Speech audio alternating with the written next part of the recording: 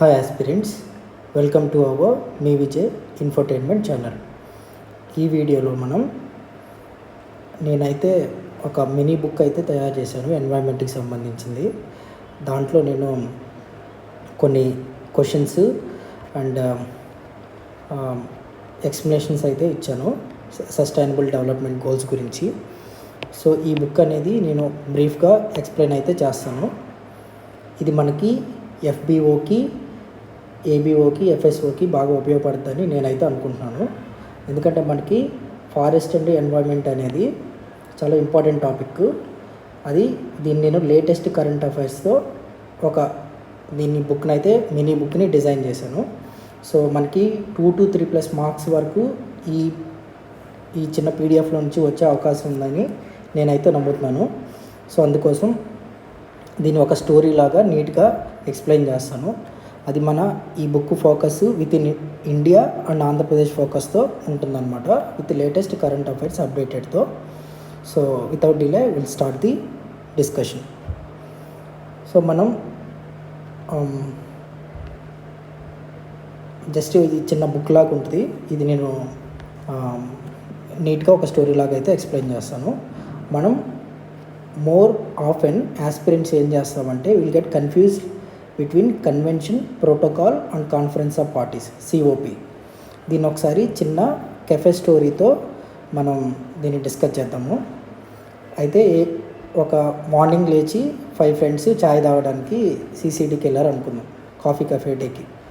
So అక్కడ వాళ్ళు ఏమనుకున్నారంటే these are all UPSC aspirants. UPSC మనం 2026 కల్లా కంప్లీట్ చేసేద్దాం, మనం క్లియర్ చేసేయాలని అనుకున్నారు. అంటే ఏంటి, ఒక అగ్రీ చేశారనమాట. It's like a broad agreement. అలా అనుకున్నారు, కానీ అలా అనుకొని తాగేసి వెళ్ళిపోయారు. దాన్ని మనం ఒక కన్వెన్షన్ అంటాం. Convention is a broad agreement. What is that agreement? Let us all clear UPSC by 2026 అనేది ఒక అగ్రిమెంట్. దాన్ని మనం కన్వెన్షన్ అంటాం. సో బ్రాడ్ గోల్ ఉంది, టైం లైన్ అయితే లేదు. అయితే ప్రోటోకాల్ ఏంటంటే యాక్షన్ ప్లాన్. ఇప్పుడు మనం అనుకున్నాం కదా, మన గోల్ ఒకటి వచ్చింది, బ్రాడ్ గోల్. ఏంటది? యూపీఎస్సీ క్లియర్ చేయాలి అనేది. దానికి యాక్షన్ ప్లాన్ ఏంటి? అప్పుడు మళ్ళీ పొద్దున్నే ఛాయ్ తాగారు, ఇంకేం తినలేదు, ఆకలేసింది. ఆఫ్టర్నూను డామినోస్కి వచ్చారు పిజ్జా తిందామని. సో ఇప్పుడు 4 monthsలో జిఎస్ కంప్లీట్ చేయాలి. ఆ నెక్స్ట్ 6 monthsలో ఆన్సర్ రైటింగ్ కంప్లీట్ చేయాలి. సో ఇట్లాగా టైం లైన్, స్పెసిఫిక్ టార్గెట్, మన జిఎస్ ఎప్పుడు, ఆన్సర్ రైటింగ్ ఎప్పుడు అని చెప్పి వాళ్ళు ఒక యాక్షన్ ప్లాన్ పెట్టుకున్నారు. స్పెసిఫిక్ టైం లైన్స్ ఉన్నాయి. అండ్ వాటిని ఎట్లా సాధించాలి, మనం పీర్ గ్రూప్తో కలిసి ఎట్లా డిస్కస్ చేయాలి, డౌట్స్ ఎట్లా క్లియర్ చేసుకోవాలి, అట్లా అని చెప్పి అది ఎట్లా కంప్లీట్ చేయాలని చెప్పి రూల్స్ పెట్టుకున్నారు, టైం లైన్ పెట్టుకున్నారు. That's a protocol. ఈ ప్రోటోకాల్ దేనికి ప్రోటోకాలు? ఈ కన్వెన్షన్ సాధించడానికి, గోల్ సాధించడానికి ప్రోటోకాల్, రూల్స్. ఎట్లా సాధించబోతున్నాం అనేది రూల్స్. ఆ తర్వాత కాన్ఫరెన్స్ ఆఫ్ పార్టీస్ అంటే రివ్యూ మీటింగ్. సపోజ్ 4 months అయిపోయింది, ఇక్కడ మన జిఎస్ అయిపోవాలి. కానీ జిఎస్ అయ్యిందా లేదా, ఎంతవరకు వచ్చాం, మన ప్రోగ్రెస్ అనేది ట్రాక్ చేసుకోవడానికి ఎవ్రీ 2-3 monthsకి ఒకసారి, 4 monthsకి ఒకసారి మీట్ అయ్యి ఆర్ వి ఆన్ ట్రాక్ అనేది చెక్ చేసుకోవడానికి. మనకి ఇంకా కొత్త న్యూస్ రూల్స్ ఏమైనా పెట్టుకోవాలా, మనకు కాస్త స్లోగా ఉన్నామా, ఇంకా ఫాస్ట్ ఉన్నామా, ఇంకా ఏం చదవచ్చు అనేది వాళ్ళు మీట్ అవుతారు. కాన్ఫరెన్స్ ఆఫ్ పార్టీస్, అందులో ఎంతమంది ఉన్నారో వాళ్ళందరూ. సో ఇది నేను క్లియర్గానే ఎక్స్ప్లెయిన్ చేశాను అనుకుంటున్నాను. ఒక్కసారి సింపుల్గా చెప్పాలంటే కొట్టే తెచ్చేలాగా, కన్వెన్షన్ అంటే ఏంటంటే సెట్ ఎ బ్రాడ్ గోల్. అరే మనం యూపీఎస్సీ సాధించాలి అనేది ఒక గోల్. ప్రోటోకాల్ ఏంటి? ఈ గోల్ సాధించడానికి ఏ రూల్స్ వస్తాయి, ఏ రూల్స్ పెట్టుకోవాలి, ఎంత టైంలో సాధించాలని specific rules, how to achieve this goal అనేది ఒక ప్రోటోకాల్. అండ్ ఈ ప్రోటోకాల్ని మనం కరెక్ట్గా ఫాలో అవుతున్నామా లేదా అని చెప్పి పీరియాడిక్ మీటింగ్స్, రివ్యూ మీటింగ్స్ పెట్టుకోవడానికి కలిసేదాన్ని conference of parties or COP అంటాం. ఓకే. సో ఇప్పుడు మనకి convention, protocol and conference of parties clear అయిందని అయితే నేను అనుకుంటున్నాను. మనకి ఏమైందంటే 1972లో స్టాక్ హోమ్ కాన్ఫరెన్స్ అనేది జరిగింది. ఆల్రైట్. అది ఎందుకు జరిగిందంటే మనకి 1962లో రేచల్ కార్ల్సన్ అనే అతను సైలెంట్ స్ప్రింగ్ అనే బుక్ అయితే రాశారన్నమాట, ఒక రిపోర్టు.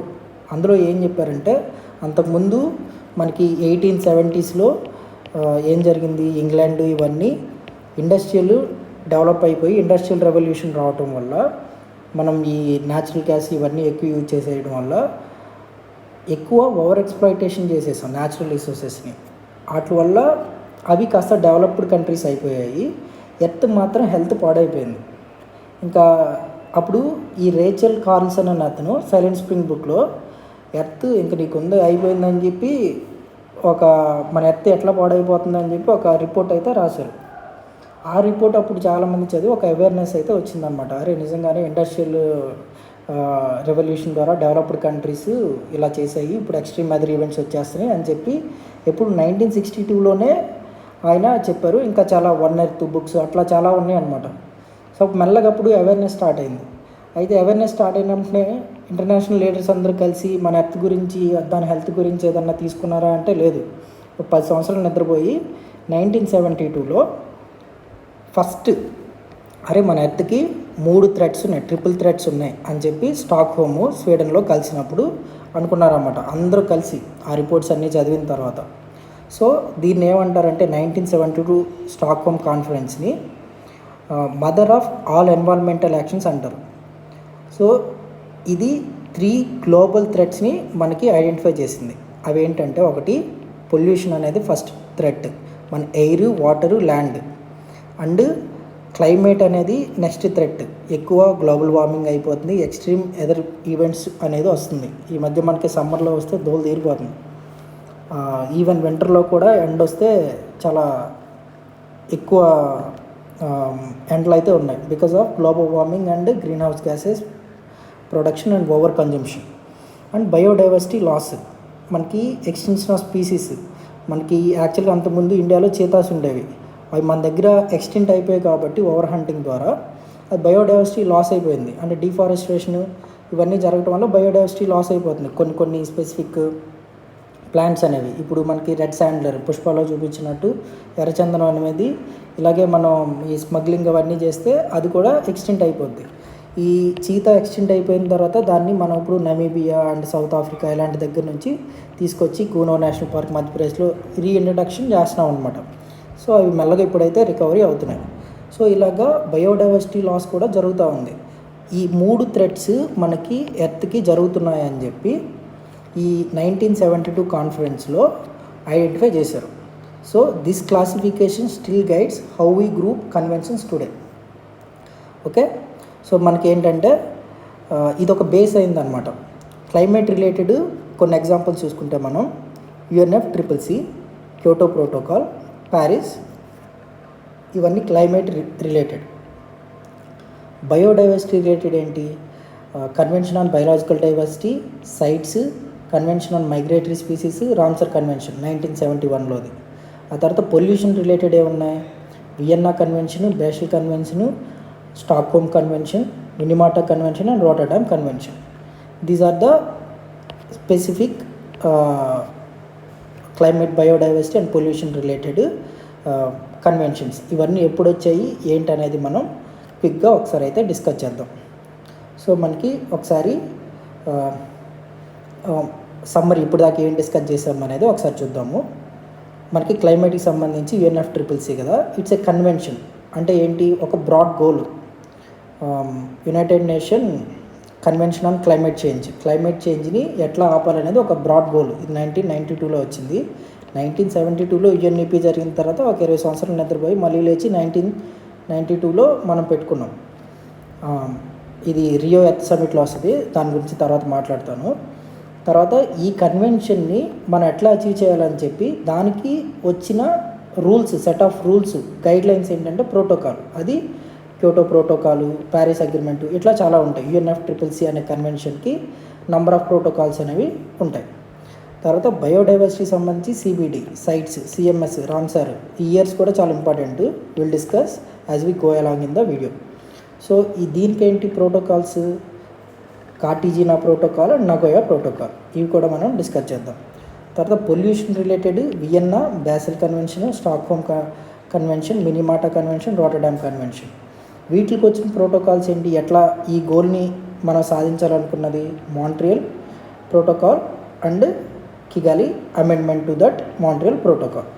ఇవన్నీ మనం స్టెప్ బై స్టెప్ నీట్గా కన్ఫ్యూజన్ లేకుండా డిస్కస్ అయితే చేద్దాం. ఐ హోప్ మనకి ఈ కన్వెన్షను, ప్రోటోకాలు, సిఓపి అంటే క్లియర్గా అర్థమైందని నేనైతే అనుకున్నాను. అండ్ ఈ పొల్యూషన్, క్లైమేట్ అండ్ బయోడైవర్సిటీ ఇలా 3 బ్రాడ్ కేటగిరీస్గా విభజించారని ఆ విషయం కూడా అర్థమైంది. ఇప్పుడు వీటన్నిటిని గుర్తుపెట్టుకునే ప్రయత్నం అయితే చేద్దాం. సో ఇక్కడ ఏమైందంటే టైం లైన్స్ ఒకసారి చూసుకుంటే 1962లో మన కార్ల్సన్ సైలెంట్ స్ప్రింగ్ అనే బుక్ వచ్చిన తర్వాత మెల్లగా అవేర్నెస్ రావటం మొదలైన తర్వాత 1972లో స్టాక్హోమ్ కాన్ఫరెన్స్ జరిగింది. అయితే దానికంటే ముందే వేరియస్ రిపోర్ట్స్ వల్ల వెట్లాండ్స్ అంతరించిపోతున్నాయి అని చెప్పి ఇరాన్లో రామ్సర్ అనేది ఒక ప్లేస్ అనమాట. అక్కడ 2 ఫిబ్రవరిన protect wetlands and migratory birds కోసం ఒక కన్వెన్షన్ అయితే జరిగింది. దాన్ని రామ్సర్ కన్వెన్షన్ అని చెప్పి అంటాము. ఇప్పుడు లేటెస్ట్గా మనకి ఆగస్ట్ 2025కి 91 రామ్సర్ సైట్స్ ఉన్నాయి ఇండియాలో. లాస్ట్ 6 ఎడిషన్ రీసెంట్ అనేవి ఇంపార్టెంట్, అవి లాస్ట్లో ఇచ్చాను, మనం ఒకసారి డిస్కస్ చేద్దాం. So we're one of the largest in Asia, not in the world, ఏషియాలో 91 రామ్సర్ సైట్స్ మనకైతే ఉన్నాయి. అండ్ ఇక్కడ మనకు ఇంకో ఇంపార్టెంట్ పాయింట్ ఏంటంటే Montreux record, wetlands needing urgent help. అంటే అవి అంతకుముందు మంచి wetlands like Keoladeo national park రాజస్థాన్లో ఉంటుంది, లోతక్ లేక్ అది మణిపూర్లో ఉంటుంది. ఇవన్నీ అంతకుముందు బాగుండేవి కానీ తర్వాత పాడైపోయాయి. సో వాటికి హెల్ప్ కావాలి, అర్జెంట్ హెల్ప్ కావాలి. అంటే ఇప్పుడు మనకి IUCNలో రెడ్ బుక్లో మనం endangered species, critically endangered species అట్లా పెడతాం కదా, అలాగే ఇవి క్రిటికల్లీ అర్జెంట్ హెల్ప్ కావాల్సి వచ్చినప్పుడు ఈ మాంట్రిక్స్ రికార్డ్లో పెడతామన్నమాట. సో దాన్ని బట్టి అక్కడ వాళ్ళు మెజర్స్ తీసుకొని దాన్ని మళ్ళీ రీస్టోర్ చేస్తారు. So this is all about Ramsar convention. ఈ 6 రీసెంట్ ఇన్ ఇండియా గురించి లాస్ట్లో మనం డిస్కస్ చేద్దాం. అండ్ మనం ఇందాక మాట్లాడుకున్నట్టు ఈ సైలెంట్ స్ప్రింగ్ బుక్ ద్వారా 1972లో స్టాక్హోమ్ కాన్ఫరెన్స్ అనేది జరిగింది కదా. ఇది యునైటెడ్ నేషన్, ఇది అన్ని కంట్రీస్ జాయిన్ అవ్వాలి రామ్సర్లో అన్ని కంట్రీస్ జాయిన్ అవ్వాలి. కానీ ఇది UN కాన్ఫరెన్స్ అనేది, ఈ యునైటెడ్ నేషన్ కాన్ఫరెన్స్ అనేది స్టాక్హోమ్ కాన్ఫరెన్స్ అనేది యునైటెడ్ నేషన్ సంబంధించి మోస్ట్ ఆఫ్ ద కంట్రీస్ అయితే వచ్చాయి. అందుకనే దాన్ని మనం mother of environmental awareness convention అని చెప్పి అంటాం. అయితే ఇక్కడ birth of global environment awareness జరిగింది అక్కడ.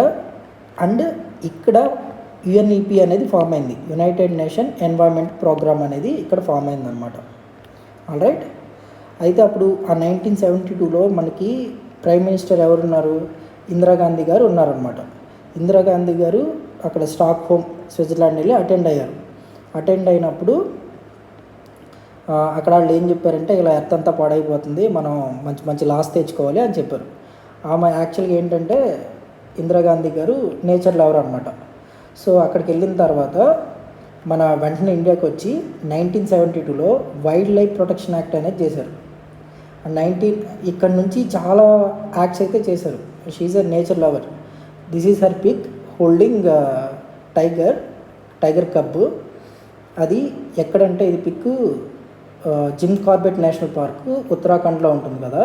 ఇది ఫస్ట్ ఎవర్ నేషనల్ పార్క్ అనమాట. సో అక్కడికి వచ్చి ఇలాగా ఈ టైగర్ ఇవన్నీ ఫారెస్ట్ ఇవన్నీ బాగుండాలి, వైల్డ్ లైఫ్ ప్రొటెక్షన్ యాక్ట్ 1972 ఇవన్నీ తీసుకొచ్చారన్నమాట. సో దీంట్లో నుంచి ఇంకా చాలా ఉంది, మనం దీన్ని చదివితే దీన్ని కూడా కింద ఇచ్చాను.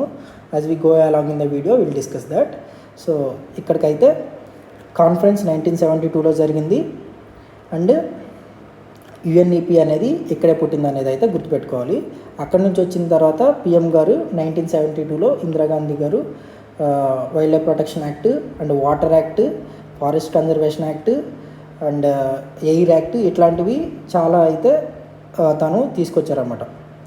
అంతకుముందు ఉన్నాయి కానీ ఈ ఈ స్టాక్హోమ్ కాన్ఫరెన్స్ అనేది మేజర్గా ఇందిరాగాంధీ గారిని ఇన్ఫ్లుయెన్స్ చేసింది ఇవన్నీ తీసుకురావడానికి. అండ్ ఒక ఇంట్రెస్టింగ్ పాయింట్ ఏంటంటే 5th June conference opening day అన్నమాట. దీన్ని వరల్డ్ ఎన్వైర్న్మెంట్ డేగా మనం గుర్తిస్తాం. ఇది చాలా ఎగ్జామ్స్లో వస్తుంది, very important.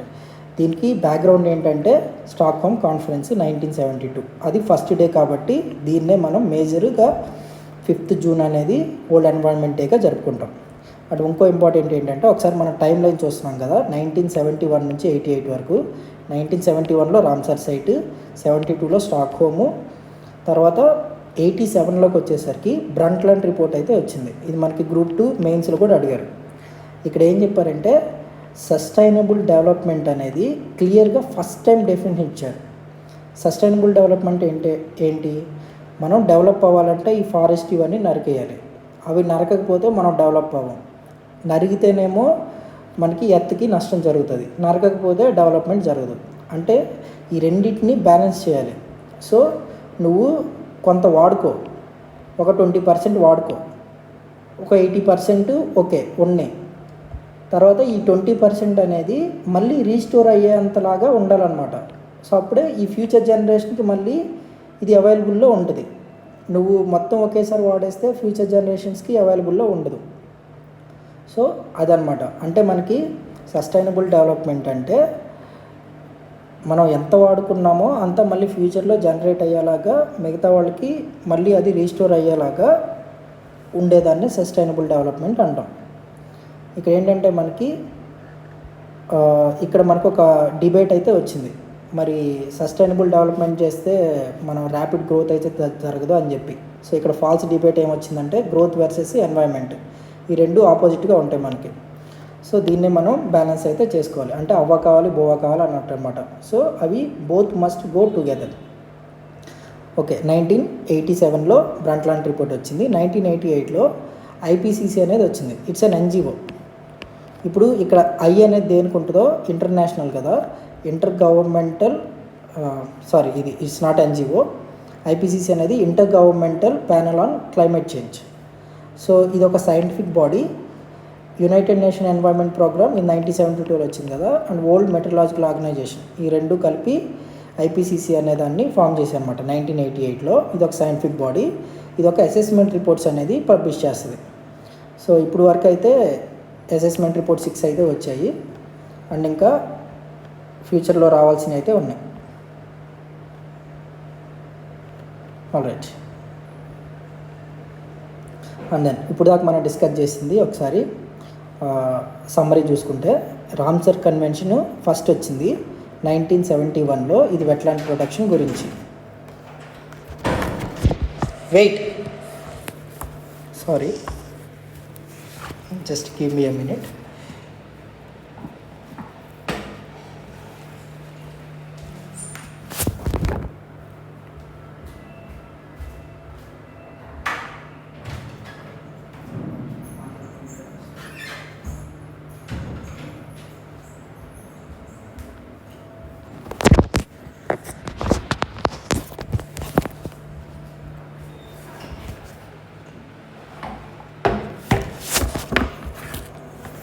Apologise, somebody came. ఇది Ramsar convention, Stockholm convention, Brundtland report అనేది sustainable development first time define చేసింది. తర్వాత ఐపీసీసీ అనేది ఫామ్ అయింది, world environment programme and world meteorological organisation, ఈ రెండు. తర్వాత ఒకసారి మనం పీవైక్యూ కార్నర్ చూసుకుంటే, అంతకుముందు previous year questions, Montreux records దేనికి సంబంధించిందని చెప్పి యూపీఎస్సీలో అడిగారు. So wetland requiring urgent conservation అనేది ఉంటుంది. ఇది అండర్ రామ్సర్ కన్వెన్షన్లో ఉంటుంది. Concept of sustainable development was first defined in, ఇది మనకి గ్రూప్ 2 మెయిన్స్లో అడిగారు recently. Brundtland report 1987. Our common future అనేది దీని థీము. తర్వాత which organisation publish assessment reports on climate change. So intergovernmental panel on climate change,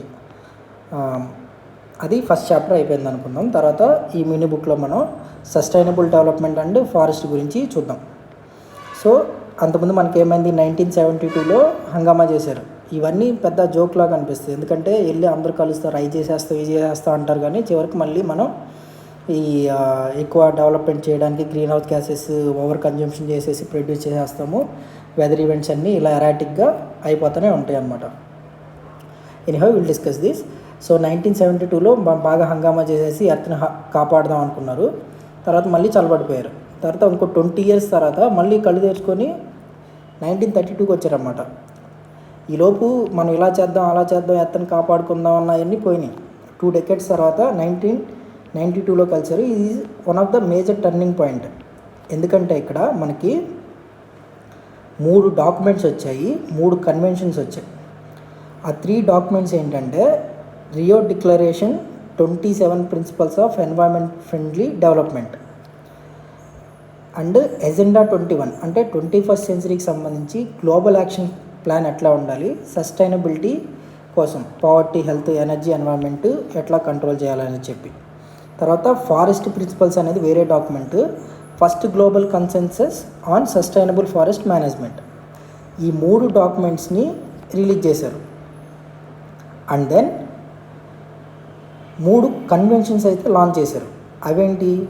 climate చేంజ్కి సంబంధించి UNFCCC, united nation climate change conference ఇది.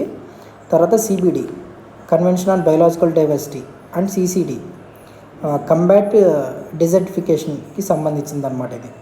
సో ఈ 3 conventions, 3 documents release చేశారు. ఎప్పుడు? Rio Earth Summit 1992లో. ఓకే, అందుకని ఇది చాలా ఇంపార్టెంట్. దీన్నే Earth Summit, Mother Earth Summit అని కూడా అంటారు. ఓకే, సో మనకి ఎగ్జామ్ టిప్ ఏంటంటే wherever you see 1992 Rio Earth Summit అంటే మనకి 3 డాక్యుమెంట్స్ వచ్చాయి, 3 కన్వెన్షన్స్ వచ్చాయి. ఏంటి ఆ 3 డాక్యుమెంట్స్ అంటే ఇవి: Rio declaration, agenda 21 and forest principle. These are documents, these are 3 conventions. ఇప్పుడు మనం ఏం చేద్దామంటే ఫస్ట్ UNFCCC గురించి నేర్చుకుందాం ఫస్ట్ థింగ్. తర్వాత CBD గురించి నేర్చుకుందాం. ఆ తర్వాత UNFCCC గురించి నేర్చుకుందాం.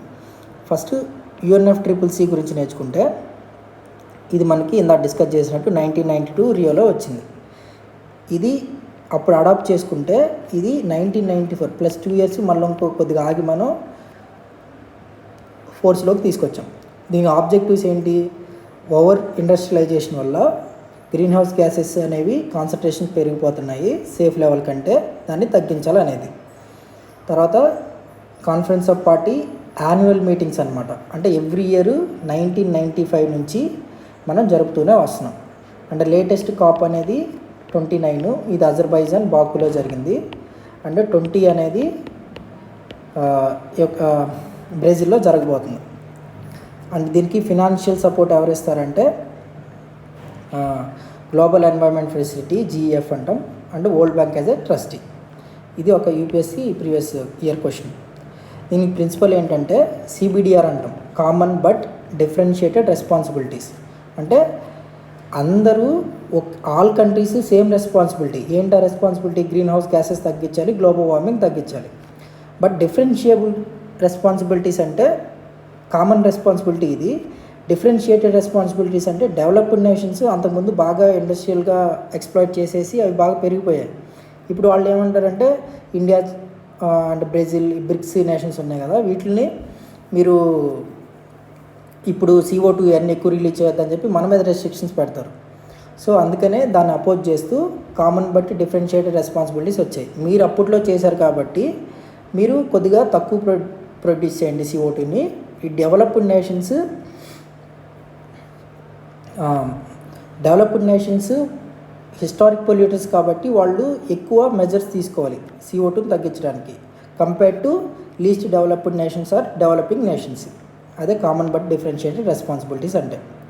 ఇప్పుడు మనం UNFCCCలో ఫస్ట్ మీటింగ్ అయితే చూసాం, రియోలో జరిగింది, బ్రెజిల్లో. దాని తర్వాత 1997లో దానికి ఈ కన్వెన్షన్కి ఫస్ట్ క్యోటో ప్రోటోకాల్ అయితే వచ్చింది. మనకి ఈ కన్వెన్షన్ అనేది మాట్లాడుకున్నాం కదా, UNFCCC అనేది కన్వెన్షను. ఇది ఒక సెట్ ఆఫ్ గోల్స్ అనేది మనం నిర్ణయించుకున్నాం. ఈ గోల్స్ని ఎట్లా సాధించాలనేది క్యోటో ప్రోటోకాల్లో చెప్పారు. సో ఇది first ever legally binding international protocol అనమాట. క్యోటో అంటే ఇది టోక్యో, జపాను క్యాపిటల్ టోక్యో కదా, దీనికి తిరిగేసి రాసి అక్కడ ఇంకోటి ఉందన్నమాట ప్లేస్, దాన్ని క్యోటో అంటాం. ఇదేంటంటే ఇది 97లో ప్రోటోకాల్ వచ్చింది, ఇది 2005లో ఫోర్స్లోకి వచ్చింది. 192 పార్టీస్ ఉన్నాయి, అన్నీ లీగల్లీ బైండింగ్ చేశారు. అంటే ఇప్పుడు మనం ఖచ్చితంగా ఒక 5% బిలో 1990 లెవెల్స్కి తీసుకురావాలి. వేటిని గ్రీన్ హౌస్ గ్యాసెస్ని CO2, CH4 ఇవన్నీ అలా తీసుకురావాలి. అలా తీసుకురాకపోతే మీకు లీగల్గా ఛార్జ్ అని చెప్పారనమాట. దానికోసం NX1, NX2, NON-X ఇవన్నీ తీసుకొచ్చారు. NX1 అంటే industrial nations had binding targets. OECD అంటే organization for economic cooperation and development. ఈ నేషన్స్ మనకి ఫైనాన్షియల్ అండ్ టెక్ సపోర్టు మనకి ప్రొడ్యూస్ చేయాలన్నమాట. ఇది ఎప్పుడుది 1997లోది మాట. అండ్ ఇండియా చైనా అప్పుడు డెవలపింగ్ కదా 1997లో. మనకి బైండింగ్ టార్గెట్స్ అయితే ఏమి లేవు. మనం హ్యాపీగా పొల్యూట్ చేసుకోవచ్చు ఎర్త్ని. ఎందుకంటే historical polluters developed countries like UK, US వాళ్ళందరూ ఆల్రెడీ చేశారు కాబట్టి మనం కొత్తగా అప్పుడులో 1997 వస్తున్నాం కాబట్టి అప్పుడు మనకి బైండింగ్ టార్గెట్స్ అనేవి పెద్దగా ఇవ్వలేదు. ఓకే, తర్వాత దానికోసం 3 మెకానిజమ్స్ అనేది ఫామ్ చేశారు కార్బన్ ఎకనామిక్స్కి. CDM అదేంటంటే ఫస్ట్, సెకండ్, థర్డ్. ఫస్ట్ది CDM clean development mechanism. Developed nations invest in developing nations అనమాట. ఓకే, ఇది CDM. దానికి ఎగ్జాంపుల్ ఏంటంటే ఇండియా సోలార్ విండ్ ప్రాజెక్ట్స్. తర్వాత joint implementations, developed invest in another developed nations. అంటే ఇప్పుడు జర్మనీ అనేది UKలో విండ్ ఫార్మ్ పెట్టడం. అండ్ ఎమిషన్ ట్రేడింగ్ అంటే కంట్రీస్ ట్రేడ్ కార్బన్ క్రెడిట్స్. అంటే ఇప్పుడు నేను సపోజ్ 50 యూనిట్స్ CO2 రిలీజ్ చేయాలనుకుందాం. కానీ నేను ఏం చేశానంటే 100 యూనిట్స్ CO2 రిలీజ్ చేశాను. అప్పుడు ఇంకో కంట్రీ ఏం చేసిందంటే దానికి కూడా 50 యూనిట్సే రిలీజ్ చేయాలి. అదేమో 10 యూనిట్సే రిలీజ్ చేసింది. 50 యూనిట్స్ CO2 అయితే కంట్రీ ఏ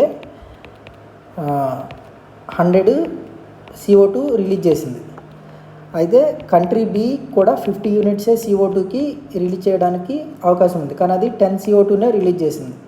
ఇప్పుడు వీళ్ళు ఏం చేస్తారంటే మిగతా 50 CO2 ఉన్నాయి కదా, దానికి సంథింగ్ ఎంతో కొంత మానిటరీ వాల్యూ కట్టి ఆ వాల్యూని వీళ్ళు ఇచ్చి కొనుక్కుంటారు అన్నమాట. కంట్రీ బి అనేది మేము 10 కదా రిలీజ్ చేసాము, ఇంకా మాకుంది కదా అని చెప్పి కార్బన్ క్రెడిట్స్ ఈ కంట్రీ బి అనేది డబ్బులు తీసుకొని వీళ్ళ దగ్గర నుంచి కొనుక్కుంటుంది. కరెక్ట్గానే చెప్పాను అనుకుంటున్నాను. ఓకే, కన్ఫ్యూజింగ్గా ఉంటే యాజ్ ఆఫ్ నౌ ఎగ్జామ్కి అంత ఇంపార్టెంట్ లేదు. నెట్లో అయినా సెర్చ్ చేయండి, ఇట్స్ ఎ సింపుల్ థింగ్. తర్వాత ఇండియా రోల్ ఏంటంటే అమాంగ్ టాప్ బెనిఫిషియర్ CDM అంటే క్లీన్ డెవలప్మెంట్ మెకానిజంలో మనమే ఎక్కువ డబ్బులు తీసుకుంటున్నాం అని చెప్పి అన్నారు ఆఫ్టర్ చైనా. అండ్ మనకి ఇప్పుడు వరకు మనం కన్వెన్షన్ చూసాము, ప్రోటోకాల్ చూసాం, COP చూసాం. ఇదేంటంటే అమెండ్మెంట్. ఇప్పుడు మనం ప్రోటోకాల్లో సెట్ ఆఫ్ రూల్స్ ఉన్నాయి కదా, ఆ రూల్స్ వెళ్ళే కొద్దీ ఫ్యూచర్ గడిచే కొద్దీ మనకి ఏమవుద్దంటే ఈ రూల్ ఇప్పుడు బాగోలేదు, దీన్ని వేరే విధంగా మార్చాలి అలా అనుకుంటాం అనమాట. దాన్నే దోహా అమెండ్మెంట్ అంటాం. దేనికి ఈ దోహా అమెండ్మెంట్? మనం క్యోటో ప్రోటోకాల్లో కొన్ని రూల్స్ పెట్టుకున్నాం కదా, దానికి ఎప్పుడు వరకు అనుకున్నాం మనం క్యోటో ప్రోటోకాల్ అనేది 2012 వరకు మనం అచీవ్ చేయాలి, 5% తగ్గించాలని చెప్పి 1990 లెవెల్ కంటే గ్రీన్ హౌస్ గ్యాసెస్ని 5% తగ్గించాలి బై 2012 అని అనుకున్నాం మనం. అయితే 2012లో తగ్గించలేకపోయాం. అప్పుడేం చెప్పామంటే అమెండ్మెంట్ చేసాం. అరే మనకి ఇంకా చేత కాలేదు కాబట్టి ఇంకో 8 ఇయర్స్లో తగ్గిస్తామని చెప్పి అనుకున్నాం మనం. 2020 కల్లా తగ్గిస్తామని. అది అమెండ్మెంట్ అనమాట. దోహా ఖతర్లో ఉంటుంది ఇది. సో తర్వాత మనం ఇంకా కొన్ని అంతకుముందు గ్రీన్ హౌస్ గ్యాసెస్ ఉండేవి, ఇప్పుడు నైట్రోజన్ ట్రైఫ్లోరైడ్ కూడా యాడ్ చేసాం, కొత్త గ్యాసెస్ యాడ్ చేసాం. కానీ దానికి వీక్ పార్టిసిపేషన్ వచ్చింది కంట్రీస్ నుంచి. ఈ కెనడా, జపాను, రష్యా ఇలాంటివి ఏంటంటే ఓ బాబు నన్ను గ్రూప్లోంచి తీసేయండిరా బాబు, పొద్దున్నే మెసేజ్లు ఇవన్నీ తట్టుకోలేకపోతున్నాం, నైట్రోజన్ ట్రైఫ్లోరైడ్ యాడ్ చేసాను మీరని చెప్పి ఈ కెనడా, జపాన్, రష్యా ఇవన్నీ బయటకు వచ్చేసాయి అనమాట గ్రూప్లో నుంచి. ఎందుకంటే ఎక్కువ రెస్ట్రిక్షన్స్ పెట్టేస్తున్నారు. ఎందుకు ఈ బయటకు వచ్చాయి? ఈ క్యోటో ప్రోటోకాల్ అనేది లీగల్లీ బైండింగ్ కాబట్టి. లీగల్లీ బైండింగ్ అయితే అవి అచీవ్ చేయలేవు కాబట్టి, అచీవ్ చేయలేకపోతే వాళ్ళ మీద లీగల్ యాక్షన్ తీసుకునే అవకాశం ఉంటుంది కాబట్టి వీక్ పార్టిసిపేషన్ అయితే కనిపించింది. ఆ తర్వాత మనకి లీగల్లీ బైండింగ్ అనేది మెల్లగా రిమూవ్ అయిపోయి నేషనల్లీ డిటర్మైన్డ్ కాంట్రిబ్యూషన్స్ అనేది వచ్చాయి. అంటే ఏంటంటే టార్గెట్ అనేది వీళ్ళు చెప్పరు, UNFCCC చెప్పదు. ప్రతి కంట్రీ నేషనల్లీ డిటర్మైన్డ్ కాంట్రిబ్యూషన్స్ మనమే చెప్పాలి. సపోజ్ ఇప్పుడు నేను ఒక 50% గ్రీన్ హౌస్ గ్యాసెస్ని తగ్గిస్తాను బై 2030 అన్నాను అనుకోండి. ఇది నేను చెప్పిన టార్గెట్ కాబట్టి నేనే ఫుల్ఫిల్ చేయాలి. సో అలాగా నేషనల్లీ డిటర్మైన్డ్ కాంట్రిబ్యూషన్స్ అయితే వచ్చాయి. దీని గురించి మనం as we go along will discuss that. And ఇంకా మనం క్లైమేట్ చేంజ్లోనే ఉన్నాము. దోహా అమెండ్మెంట్ 2012 అయిపోయింది, 2020 వరకు ఉండేది. ఆ తర్వాత మనకి రీసెంట్గా 2015లో న్యూ ఇయర్ అయితే ఫామ్ అయింది. అదేంటంటే COP21. ఈ కాప్స్ అన్నీ UNFCCCకి సంబంధించినవి. UNFCCCకి సంబంధించిన కాప్స్ అనమాట. ఇక్కడ మనకి COP21లో ప్యారిస్ అగ్రిమెంట్కి వచ్చాం. అదేంటంటే 2016లో ఇది ఫోర్స్లోకి వచ్చింది. గ్లోబల్ వార్మింగ్ బాగా పెరిగిపోతుంది కాబట్టి ఈ గ్లోబల్ వార్మింగ్ని బిలో 2 degrees సెంటిగ్రేడ్ వరకు అయితే ఉంచాలి. అలా చేత కాకపోతే కనీసం 1.5 కన్నా ఏం చేయాలని చెప్పి ఇది దాని గోల్. ఇక్కడే మనం ప్యారిస్ అగ్రిమెంట్లోనే ఇందాక నేను చెప్పినట్టు నేషనల్లీ డిటర్మైన్డ్ కాంట్రిబ్యూషన్స్ అనేది వచ్చాయి. ఓకే, అవి టార్గెట్స్ కంట్రీసే ఇవ్వాలి. ఎందుకంటే unable to achieve targets given by UNFCCC. అందుకనే మన టార్గెట్స్ మనమే ఇచ్చుకొని దానికి స్టిక్ అయి ఉండాలన్నమాట. Each country sets its own climate targets and global stock ఎక్ ఫర్ ఎవ్రీ 5 years. ఈ గ్లోబల్ స్టాక్ ఎక్ అంటే ఏంటంటే అంటే ఇప్పుడు మనం 2 degrees బిలో ఉంచాలనేది టార్గెట్ కదా. మనం ఎలా సాధించాము, ఇప్పుడు వరకు ప్రోగ్రెస్ ఏంటి, 2015లో మనం అనుకున్నాము. 2020లో ఫస్ట్ గ్లోబల్ స్టాక్ ఎక్ అంటే ఇక్కడ నుంచి ఇక్కడి వరకు మన ప్రోగ్రెస్ ఏంటి అనేది ఈ స్టాక్ టేక్ అనే రిపోర్ట్లో ఉంటుంది అనమాట. ఆల్రైట్, రివ్యూ ప్రోగ్రెస్ అనమాట ఇది. అండ్ అక్కడే నెట్ జీరో అనే దాన్ని కూడా మనం ఇంట్రడ్యూస్ చేసాం. నెట్ జీరో ఏంటంటే countries must balance emission with absorption. అంటే మనం ఇప్పుడు 7 units ఆఫ్ CO2 రిలీజ్ చేసామనుకోండి, దానికి సంబంధించి ఒక 7 plants పెంచామనుకోండి. ఆ 7 plants ఏం చేస్తాయి అంటే ఈ రిలీజ్ అయిన CO2ని అబ్జార్బ్ చేసేసుకుంటాయి. అప్పుడు ఈ 7 units ప్లస్ ఇక్కడ రిలీజ్ అయ్యాయి కాబట్టి ఇక్కడ 7 units మైనస్ ఇవి అబ్జార్బ్ చేసుకున్నాయి కాబట్టి ఈ రెండు కలిపితే 0 వస్తుంది. దాన్ని నెట్ జీరో అంటాం.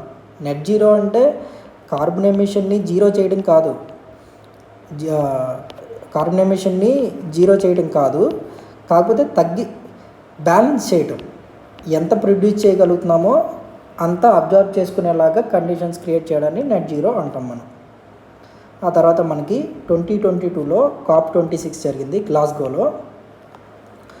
సో అక్కడ ఏం చేసామంటే మనం కొన్ని టార్గెట్స్ అయితే మనం ఇచ్చాం. నేషనల్లీ డిటర్మైన్డ్ కాంట్రిబ్యూషన్స్కి సమ్ టార్గెట్స్ ఇచ్చాం. ఆ టార్గెట్స్ ఏంటంటే reduce emission intensity of GDP by 45%. అంతకుముందు 33% ఉండేది.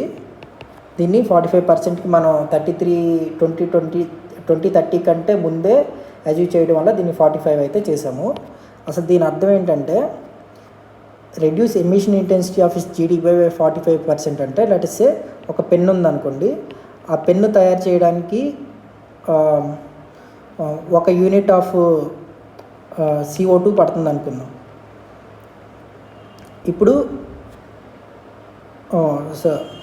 ఏంటంటే ఎమిషన్ ఇంటెన్సిటీని 45% తగ్గించాలంటే అదే పెన్ను మనం తయారు చేయడానికి 45% తగ్గించాలంటే 0.55 CO2 మనకి రిలీజ్ అవ్వాలన్నమాట. అంటే మనం ఎవ్రీ యూనిట్కి, అది ఒక పెన్ అవ్వచ్చు, GDP అవ్వచ్చు, ఎవ్రీ యూనిట్ ఆఫ్ GDP మనం ప్రొడ్యూస్ చేసే కొద్దీ some percentage of green house gases we have to reduce some percentage of emissions.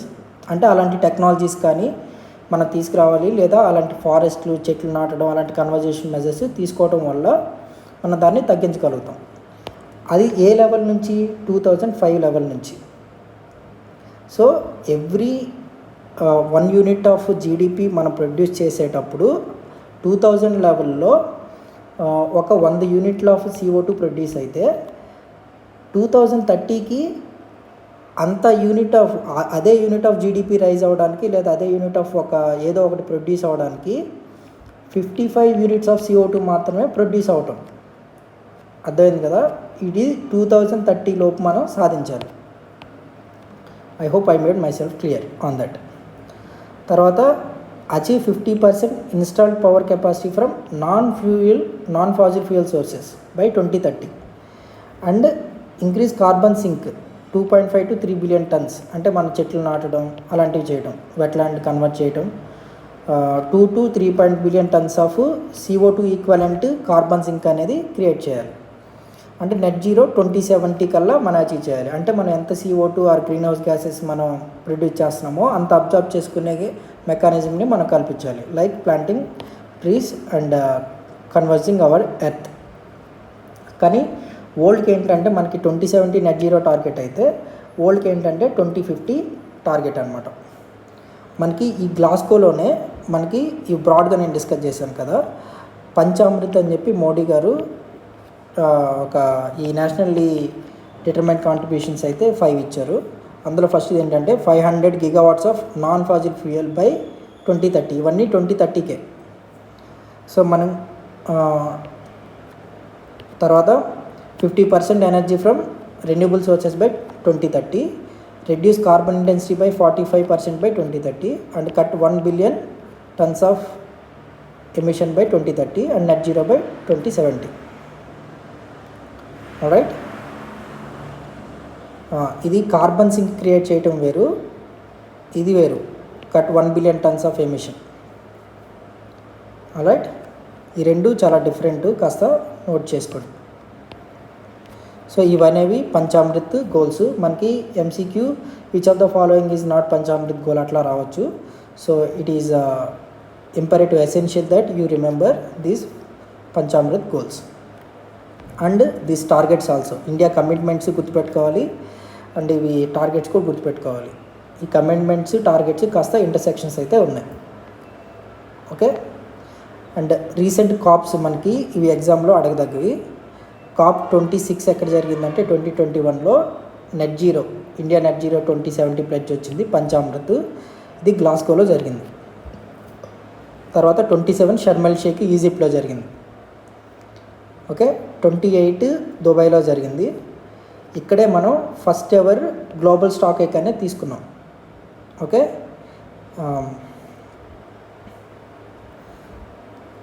So stock ఎక్ అంటే మనం ఇందాక డిస్కస్ చేసినట్టు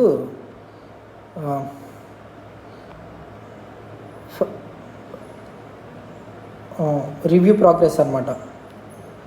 మనం 2 degrees బిలో తగ్గించాలనుకున్నాం కదా, దాన్ని తగ్గించామా లేదా అనేది చెప్పేది ఒక report global stock take.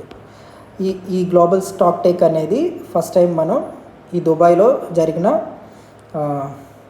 COPలో COP 28లో మనం తీసుకొచ్చాము. అండ్ మనం దాన్ని అయితే మనం తగ్గించాలనుకున్నాం. ఆ టార్గెట్స్కి ఎవరు రీచ్ అవ్వలేదు అనేది ఆ రిపోర్ట్ అయితే చెప్పింది. గ్లోబల్ స్టాక్ టేక్ అనే రిపోర్ట్ అయితే ఎవరు అది సరిగ్గా అచీవ్ చేయట్లేదు అని అయితే చెప్పింది. ఓకే. తర్వాత 2024లో లాస్ట్ ఇయర్లో బాకులో జరిగింది. అక్కడ మనం క్లైమేట్ ఫినాన్స్ గురించి మాట్లాడుకున్నాం. తర్వాత COP 30 ఏంటంటే బెలెమ్ బ్రెజిల్లో జరగబోతుంది నవంబర్ 2025లో అప్కమింగ్.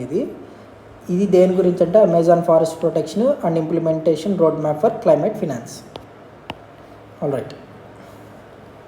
సో ఇది COP 30 ఎక్కడ జరగబోతుంది, UNFCCCకి సంబంధించి COP 30 అనేది ఎక్కడ జరగబోతుంది అనేది అడగచ్చు. బ్రెజిల్, అది గుర్తుపెట్టుకోండి. అండ్ లాస్ట్ ఇయర్ది బాకు, అజర్బైజాన్. అండ్ ఒకసారి మనం ఇక్కడ టోక్యోకి ప్యారిస్కి అంటే దీస్ ఆర్ ప్రోటోకాల్స్ కదా UNFCCCకి సంబంధించి. అది నేను కాస్త కంపారిజన్ అయితే ఇచ్చాను. మీరు తర్వాత ఇది నేను PDF అయితే లింక్లో పెడతాను, మీరు డౌన్లోడ్ చేసి చూసుకోండి. అండ్ ఇది ఒకసారి సమ్మరీ టేబుల్ కింద ఇంపార్టెంట్ ఏంటంటే COP 21 ఇప్పుడు దా డిస్కస్ చేసి COP 21 2015లో వచ్చింది. అది Paris agreement. Nationally determined contributions అంటే నెట్ జీరో గురించి మాట్లాడాం. COP26 గ్లాస్గోలో మనం ఈ పంచామృత్ గోల్స్ అయితే ఇచ్చాం, అంటే నెట్ జీరో 2070 అని చెప్పాం. ఈజిప్ట్లో జరిగింది. ఈజిప్ట్లో జరిగినప్పుడు లాస్ అండ్ డ్యామేజ్ ఫండ్ అనేది క్రియేట్ చేశారు. అంటే 28 ఇది 2023లో జరిగింది UAEలో. And first ever global stocktake తీసుకున్నాము. ఫాజిల్ ఫ్యూయల్ ట్రాన్సిషన్ గురించి కూడా మాట్లాడాం. 2019 అజర్బైజాన్లో పోస్ట్ 2025 క్లైమేట్ ఫైనాన్స్ టాక్స్ అయితే జరిగాయి. These are the key outcomes. Right, తర్వాత మనం ఒకసారి ప్రీవియస్ ఇయర్ క్వశ్చన్స్ ఏమొచ్చాయనేది లైట్గా చూసుకుంటే, which principles form basis of climate negotiation under UNFCCC, common but differentiated responsibilities, ఇది మనం డిస్కస్ చేసాం. తర్వాత what are the 3 flexible mechanisms under Kyoto protocol. So ఇది CDM, తర్వాత joint implementation, emission trading, carbon క్రెడిట్స్కి సంబంధించింది ఇది. తర్వాత ఇండియాస్ నెట్ జీరో టార్గెట్స్ 2070కి పెట్టుకున్నాం. అది ఎప్పుడు ఇచ్చాము మనం 26లో ఇచ్చాము గ్లాస్గోలో. అండ్ వరల్డ్కి అయితే 2050 అనేది net zero target. Which COP created loss and damage fund? Egypt, COP27. Right, Egypt. And next మనం వచ్చేసరికి ఇప్పుడు వరకు మనం UNFCCC గురించి మాట్లాడాం. దీనికి సంబంధించి important COPs, conference of parties అనేవి డిస్కస్ చేసాం. అందులో కీ అవుట్కమ్స్ కూడా డిస్కస్ చేసాం. ఇప్పుడు మనం ఈ మినీ బుక్ ఆన్ ఎన్వైర్న్మెంట్లో సస్టైనబుల్ డెవలప్మెంట్ అండ్ ఫారెస్ట్ దానికి సంబంధించి బయోడైవర్సిటీ కన్వెన్షన్స్ అనేది చూద్దాం. ఓకే, సో మనకి పొల్యూషన్ ఒకటి, తర్వాత బయోడైవర్సిటీ ఒకటి, అండ్ మూడోది ఇది ఒకటి క్లైమేట్ చేంజ్కి సంబంధించింది బయోడైవర్సిటీ, అండ్ ఇంకోటి పొల్యూషన్కి సంబంధించి. మనం క్లైమేట్ చేంజ్కి సంబంధించి UNFCCC ఇప్పుడు దాకా చూసాము, వాటికి conference of parties and key outcomes అయితే చూసాం. ఇప్పుడు సెకండ్ది కన్వెన్షన్స్ ఆన్ బయోలాజికల్ డైవర్సిటీ, అది చూడబోతున్నాం. ఓకే, సో వీటిని మొత్తం మనం బయోలాజికల్ డైవర్సిటీ మీద ఏమొచ్చాయంటే CBD, convention on biological diversity వచ్చింది 1992 ఎర్త్ సమ్మిట్లో. అండ్ సైట్స్ వచ్చింది 1973 to 1975. Convention on international trade in endangered species CITES. And CMS, convention on migratory species, దీన్నే Bonn convention అని కూడా అంటాం. And Ramsar convention on wetlands. ఇవన్నీ దేనికి సంబంధించినవి అంటే బయోడైవర్సిటీ కన్వెన్షన్స్ అనమాట. ఒక్కొక్క దాని గురించి బ్రీఫ్గా డిస్కస్ చేసేద్దాం. ఆల్రైట్, మనం అంతకుముందు 1992 రియో ఎర్త్ సమ్మిట్లో మొత్తం 3 వచ్చాయని చెప్పుకున్నాం కదా. అవేంటి? కన్వెన్షన్స్, UNFCCC ఒకటి వచ్చింది, and convention on biological diversity, and మూడోది కంబాట్ డిజర్టిఫికేషన్ గురించి మొత్తం 3 కన్వెన్షన్స్ వచ్చాయి. ఇది మనం డిస్కస్ చేసాం. ఇప్పుడు ఇది 1992 అనగానే మనం ఈ 3 అనేది ఖచ్చితంగా గుర్తుపెట్టుకోవాలన్నమాట. సో ఇది దీనికి ఫండింగ్ గ్లోబల్ ఎన్వైరన్మెంట్ ఫెసిలిటీ అయితే ఇస్తుంది. ఇవి చాలా ఇంపార్టెంట్. కన్వెన్షన్ ఆన్ బయోలాజికల్ డైవర్సిటీలో మనకి 2 ప్రోటోకాల్స్ ఉన్నాయి. అవి ఏంటంటే Cartagena protocol and Nagoya protocol. ఇది ఎట్లా గుర్తుపెట్టుకోవాలంటే కార్టిజినా ప్రోటోకాల్ అనేది దేనికి సంబంధించిందంటే జెనెటికల్లీ మాడిఫైడ్ ఆర్గానిజమ్స్. ఈ జీనా, కార్టిజీనా ఇలా గుర్తుపెట్టుకున్నాను నేనైతే. అండ్ నగోయా ప్రోటోకాల్, ఇందులో కూడా జీ ఉంది. కార్టిజీనా, నగోయా అనేది జపాన్లో ఉంది. ఇది కూడా జెనెటిక్ రీసెర్చ్కి సంబంధించింది, జీజీ. ఇదేంటి? Access and benefit sharing of genetic resources సంబంధించింది. ఈ 2 చాలా ఇంపార్టెంట్, ఎగ్జామ్స్లో అడుగుతారు. కార్టిజినా ప్రోటోకాల్ దేనికి సంబంధించిందంటే biosafety handling of genetically modified organisms. Nagoya protocol దేనికి సంబంధించిందంటే benefit sharing of genetic resources. ఈ 2 ప్రోటోకాల్స్ ఏ కన్వెన్షన్ అండర్లోకి వస్తాయి? కన్వెన్షన్ ఆన్ బయోలాజికల్ డైవర్సిటీలోకి వస్తాయి. ఇండియా ఏం చేసిందంటే బయోలాజికల్ డైవర్సిటీ యాక్ట్ 2002లో వచ్చింది. ఇది one of the important MCQs. So national, state, district biodiversity authorities అనేవి వచ్చాయి ఈ యాక్ట్ ద్వారా. ఆ తర్వాత traditional medicinal plant neem, turmeric biopiracy నుంచి ప్రొటెక్ట్ చేసాం అన్నమాట ఈ బయోలాజికల్ డైవర్సిటీ యాక్ట్ ద్వారా. అండ్ ఇక్కడ రీసెంట్గా కరెంట్ అఫైర్ ఏంటంటే నేషనల్ టర్మరిక్ బోర్డ్ అనేది ఎక్కడ ఎస్టాబ్లిష్ చేశారంటే నిజామాబాద్, తెలంగాణలో ఎస్టాబ్లిష్ చేశారు. ఇది రీసెంట్ ఏప్రిల్, మేలోనూ ఎప్పుడో జరిగింది. ఇది రీసెంట్ కరెంట్ అఫైర్స్ కాబట్టి ఇంపార్టెంట్ గుర్తుపెట్టుకోండి. అండ్ ఇంకొకటి సెకండ్ది ఏంటంటే బయోడైవర్సిటీ కన్వర్జేషన్స్లో సెకండ్ ఇది సైట్స్ అనేది 1973లో వచ్చింది. ఇదేంటంటే ఎండేంజర్డ్ స్పీసీస్ ఉంటాయి కదా, వాటిని మనం ప్యాంగోలిన్ అవి కొన్ని చూసుంటాం మనం. అండ్ ఎర్రచందనం ఉంటుంది కదా పుష్ప సినిమాలో లాగా, అవన్నీ ఎండేంజర్డ్ స్పీసీస్. వాటిని ట్రేడ్ చేయటం వల్ల అవన్నీ ఎక్స్టింక్ట్ అయిపోతాయి కాబట్టి వాటిని ఇంటర్నేషనల్ ట్రేడ్ నుంచి రక్షించడానికే సైట్స్ అనే కన్వెన్షన్ అయితే వచ్చింది 1973లో. Ensure that international trade of wildlife and plants does not threaten survival. Species అవి అపెండిక్స్ 1, అపెండిక్స్ 2, అపెండిక్స్ 3 అని అలా డివైడ్ చేశారు. అపెండిక్స్ 1లో ఏంటంటే నాన్ కమర్షియల్ ట్రేడ్, అంటే ఈ రెడ్ శాండ్లర్, టైగర్, ప్యాంగోలిన్స్ ఇవన్నీ కమర్షియల్ ట్రేడ్ అయితే జరపకూడదు. కంట్రోల్ ట్రేడ్ అపెండిక్స్ 2లో ఈ సీషన్, దాల్బెర్జియా, సిస్సో ఇలాంటివి కొన్ని ప్లాంట్స్ ఉంటాయి, వీటిని కమర్షియల్ ట్రేడ్ కోసం యూజ్ చేయొచ్చు విత్ పర్మిషన్. అపెండిక్స్ 3లో species protected in at least 1 country, అంటే ఒక కంట్రీలో ఒక స్పీసీస్ ప్రొటెక్ట్ చేసామనుకోండి, అప్పుడు దాన్ని మనం ట్రేడ్ చేయొచ్చు. అట్లాగా ఉంటుంది అనమాట అపెండిక్స్ 3 అనేది. ఓకే, వీటిల్లో పెట్టి వాటిని కనుక మనం వైలేట్ చేస్తే యాక్షన్ తీసుకునేలాగా సైట్స్ అనేది ఉంది. ఇండియా సైట్స్ గురించి చూసుకుంటే మనం 1976లో 73లో వస్తే ఇది 76లో మనం దాంట్లో జాయిన్ అయ్యాము. అండ్ ఇంప్లిమెంటెడ్ ఈ సైట్స్ అనేవి ఎట్లా ఇంప్లిమెంట్ చేస్తామంటే మనం 1972లో స్టాక్హోమ్ కాన్ఫరెన్స్ తర్వాత ఇందిరాగాంధీ గారు వైల్డ్ లైఫ్ ప్రొటెక్షన్ యాక్ట్ తీసుకొచ్చారు కదా, దాని ద్వారా ఈ సైట్స్కి సంబంధించి రూల్స్ అన్నీ మనం ఇంప్లిమెంట్ చేస్తాం ఈ యాక్ట్ ద్వారా. ఆల్రైట్, తర్వాత అది ఈ వైల్డ్ లైఫ్ ప్రొటెక్షన్ యాక్ట్లో కూడా మనకి 4 షెడ్యూల్స్ ఉంటాయి, 1, 2, 3, 4 అని చెప్పి. అంతకుముందు 6 ఉండేవి, వాటిని అమెండ్మెంట్ చేసి 4 అయితే చేశారు. ఇది one of the important MCQ. Wild life protection యాక్ట్లో ప్రస్తుతం ఎన్ని షెడ్యూల్స్ ఉన్నాయి అనేది. Answer is 4. అంతకుముందు 6 ఉండే కానీ ఇప్పుడు 4 ఉన్నాయి అమెండ్మెంట్ ద్వారా. వెర్మిన్ అనేది ఒకటి ఉండేది, దాన్ని తీసేశారు. 6th కూడా తీసేసి మొత్తం 4 చేశారు. దాని గురించి కూడా వెళ్ళే కొద్దీ మాట్లాడదాం. Crack down on red sanders smuggling from AP, Seshachalam. ఇవి ఇక్కడ మాత్రమే ఎండమిక్ కదా, ఇంకెక్కడా దొరకవు ప్రపంచంలో. సో అలాంటివి చేసినప్పుడు సైట్స్ ఇన్ యాక్షన్లోకి వస్తుంది అనమాట. అండ్ కన్వెన్షన్ ఆన్ బయోలాజికల్ డైవర్సిటీలో మూడోది ఇంపార్టెంట్ ఏంటంటే కన్వెన్షన్ మైగ్రేటరీ స్పీసీస్. దీన్నే బాండ్ కన్వెన్షన్ అని కూడా అంటాం. సో ఇక్కడ protects migratory species across borders, divide species into appendix 1 and appendix 2. So appendix 1లో ఎండేంజర్డ్ రిస్ట్రిక్ట్ స్పీసీస్ ఉంటాయి, అపెండిక్స్ 2లో నీడ్ కోఆపరేషన్ ఉంటుంది అనమాట.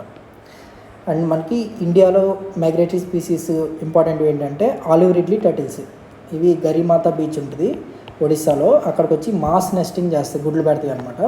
అండ్ ఏపీ కోస్ట్లో కూడా గుడ్లు అయితే పెడతాయి. ఇక్కడ ఒరిస్సాలోకి వచ్చి గరిమాత బీచ్ ఉంటుంది, అండ్ మనకి ఇక్కడ కూడా పెడతాయి అనమాట. ఈ కోస్ట్లో ఆలివ్ రిడ్లీ టర్టిల్స్ వచ్చి మాస్ నెస్టింగ్ చేస్తాయి. తర్వాత అమూర్ ఫాల్కన్స్, ఇది one of the important. Nagaland main వాళ్ళు పీపుల్ కన్జర్వ్ చేశారన్నమాట. ఇది మైగ్రేటరీ స్పీసీస్ ఇది.